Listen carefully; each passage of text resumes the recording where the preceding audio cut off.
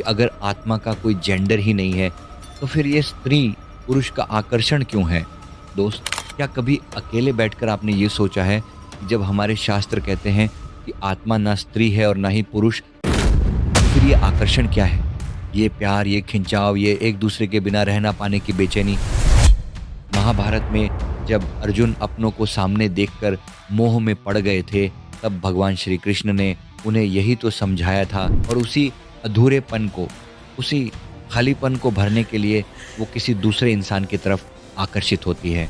जब आप अपने किसी बहुत प्यारे इंसान के साथ होते हैं, तो आपका मन कुछ पल के लिए एकदम शांत हो जाता है, और उसी शांत मन में संत कबीर जी ने कितनी सुंदर बात कही है कि ये आकर्षण इतना शक्तिशाली क्यों होता है कि ये इंसान को अंधा कर देता है, और इसी अलग होने के एहसास से आकर्षण और रिश्ते पैदा होते हैं।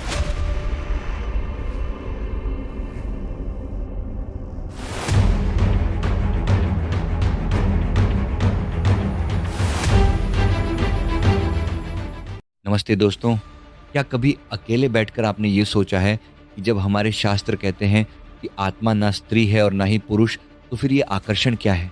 ये प्यार, ये खिंचाव, ये एक दूसरे के बिना रह ना पाने की बेचैनी, ये सब आखिर किसके बीच हो रहा है? जब हम सुनते हैं कि आत्मा का ना तो कोई रूप है, ना कोई रंग है, वो तो सिर्फ एक शुद्ध चेतना, प्योर कॉन्शियसनेस है, तो दिमाग में एक गहरी उलझन पैदा होती है कि अगर आत्मा का कोई जेंडर ही नहीं है, तो फिर ये स्त्री पुरुष का आकर्षण क्यों है? दोस्त, यह कोई साधारण सवाल नहीं है। यह सवाल तब उठता है जब इंसान पहली बार खुद के भीतर झांकता है, और उसे महसूस होता है कि मैं खुद को जो समझता आ रहा था, असल में मैं वो हूं ही नहीं। आज हम इसी गहरे रहस्य पर बहुत ही आसान और आम बोलचाल की भाषा में बात करेंगे। सच तो ये है कि आपने जो सुना है वो बिल्कुल सही है। आत्मा ना स्त्री है ना पुरुष, वो तो सिर्फ एक साक्षी, विटनेस है, जो बस सब कुछ देख रही है। लेकिन आप जो ये आकर्षण, ये प्यार या जो रिश्ते महसूस करते हैं, ये आत्मा का नहीं बल्कि आपके मन और शरीर का खेल है। इसे ऐसे समझिए, जब आप रात को कोई सपना देखते हैं, तो उस सपने में कई सारे लोग होते हैं। आप उनमें से किसी से प्यार करते हैं, किसी से नफरत करते हैं, रिश्ते बनाते हैं, लेकिन जैसे ही आपकी आंख खुलती है, आपको समझ आ जाता है कि अरे, वो सब तो सिर्फ मेरे ही मन की एक रचना थी। बिल्कुल वैसे ही ये दुनिया और इसमें बने सारे रिश्ते हमारे इसी मन का फैलाव हैं। हमारे उपनिषदों में एक बहुत गहरी बात कही गई है, द्वैतात् भयम भवति, यानी जहाँ दो होने का एहसास है, वहीं डर है और वहीं आकर्षण है।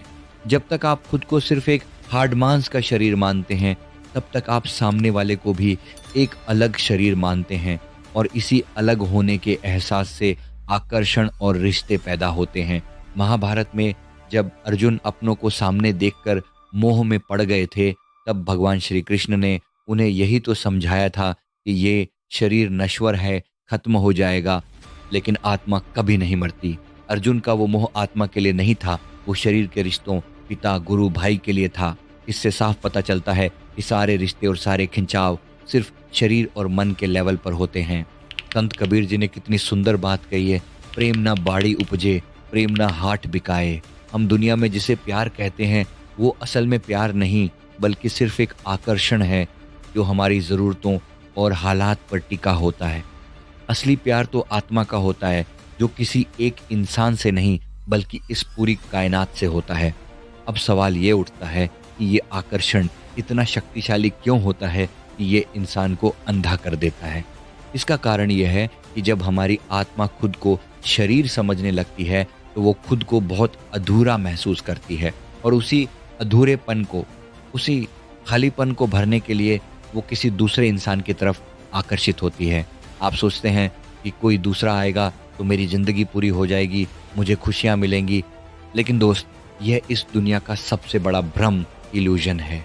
जो चीज़ बाहर है वो बदलती रहती है, और जो बदलता रहता है वो आपको परमानेंट खुशी कभी नहीं दे सकता। जब आप अपने किसी बहुत प्यारे इंसान के साथ होते हैं, तो आपका मन कुछ पल के लिए एकदम शांत हो जाता है, और उसी शांत मन में आपकी अपनी ही आत्मा का आनंद झलकने लगता है। लेकिन आप गलती से यह समझ बैठते हैं कि वो खुशी उस सामने वाले इंसान से मिल रही है। इसीलिए जब वो इंसान दूर जाता है, तो आपका मन फिर से अशांत हो जाता है और आप दुखी हो जाते हैं। इस वीडियो में आगे बढ़ने से पहले मैं आपके साथ एक बहुत ही महत्वपूर्ण और जीवन बदल देने वाली जानकारी साझा करना चाहता हूं। क्या आप दूसरों की जिंदगी में खुशी, कॉन्फिडेंस और इनर पीस लाना चाहते हैं? सेल्फ अवेकनिंग मिशन प्रस्तुत करता है smiling life meditation trainer course. हमारे मार्गदर्शन में सीखिए स्माइलिंग बॉडी, माइंड और हार्ट की पावरफुल टेक्निक्स। बनिए सर्टिफाइड ट्रेनर और कम्युनिटी में रियल पॉजिटिव इम्पैक्ट लाइए। सीट्स लिमिटेड हैं, आज ही ज्वाइन करें। खुद को बदलने के साथ साथ दूसरों के जीवन में रोशनी लाने का यह एक सुनहरा अवसर है। चलिए अपनी बात को आगे बढ़ाते हैं। तो क्या इसका मतलब यह है कि रिश्ते बनाना या प्यार करना गलत है? बिल्कुल नहीं। रिश्ते कभी गलत नहीं होते। गलत होती है उनमें हमारी आसक्ति, अटैचमेंट।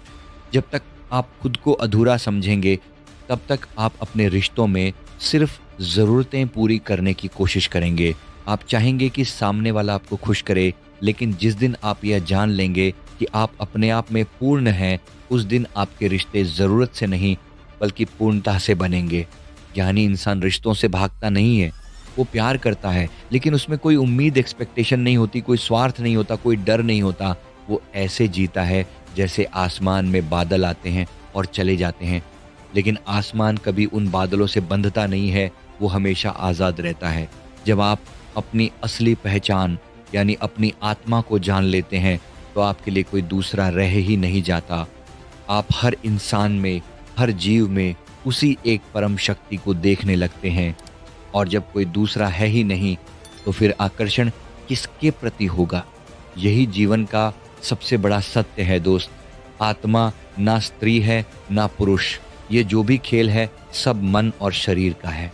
और जब आप इस बात को गहराई से समझ लेते हैं तो जिंदगी एक खूबसूरत लीला बन जाती है।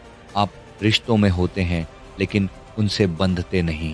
आप प्यार करते हैं लेकिन वो प्यार किसी एक इंसान तक सीमित नहीं रहता, वो पूरी दुनिया के लिए फैल जाता है। और सच कहूँ तो यही सच्ची आज़ादी, ट्रू फ्रीडम है। आशा करता हूँ कि ये वीडियो आपको पसंद आई होगी। वीडियो पसंद आई तो वीडियो को लाइक करें और कमेंट करना ना भूलें। और अगर आप हमारे चैनल पे नए हैं तो हमारे चैनल को अभी सब्सक्राइब कर लीजिए। धन्यवाद।